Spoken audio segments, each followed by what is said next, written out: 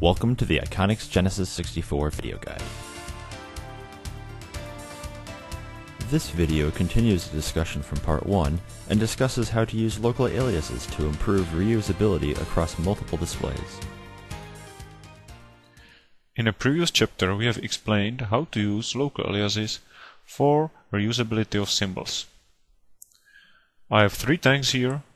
Each of them uses local aliases to define their data sources. So let's have a look. For instance, here the liquid level uses the local alias tank ID. The temperature of the liquid also uses the tank ID. For the description, I'm using the local alias tanks. I'll right click, edit local aliases. I will call this tank number 1. Copy. Tank ID will be tank 1. Similarly for the tank 2, I will paste the string tank 2,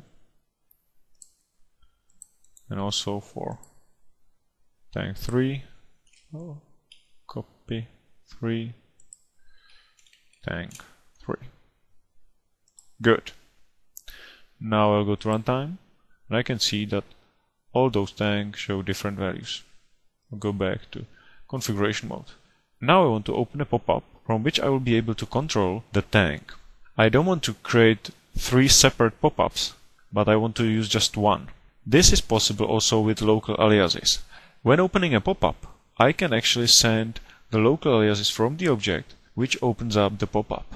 I will show you how now. First of all, I will add a pick action to open a pop-up window. Here I will select the pick action, load display, pop-up window. I need to specify the file name, which will be tank pop-up control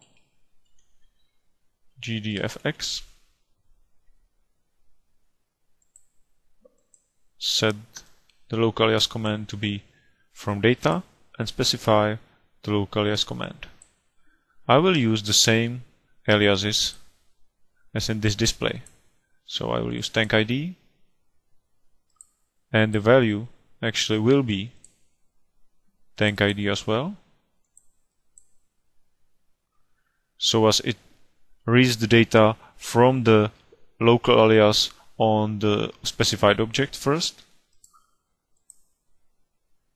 and then I will use tanks, and also I will again use the tanks local alias from the object.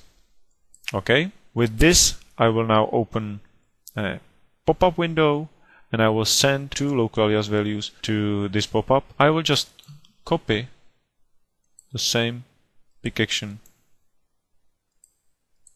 to all 3 objects now. Now have a look at the pop-up screen. This pop-up screen shows me the tank again and some more buttons that I can use to control the tank.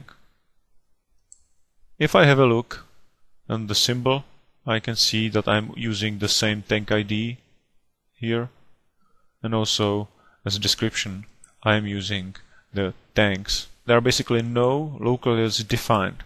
The alias value is basically the alias definition. I'll close this one, and now I will go to runtime here, and I will now launch the pop-up. You can see that I have sent the same tank ID and same description to the pop-up as it is for this object. If I click on this second tank, you can compare now that the description is tank 2 and also the data sources are different.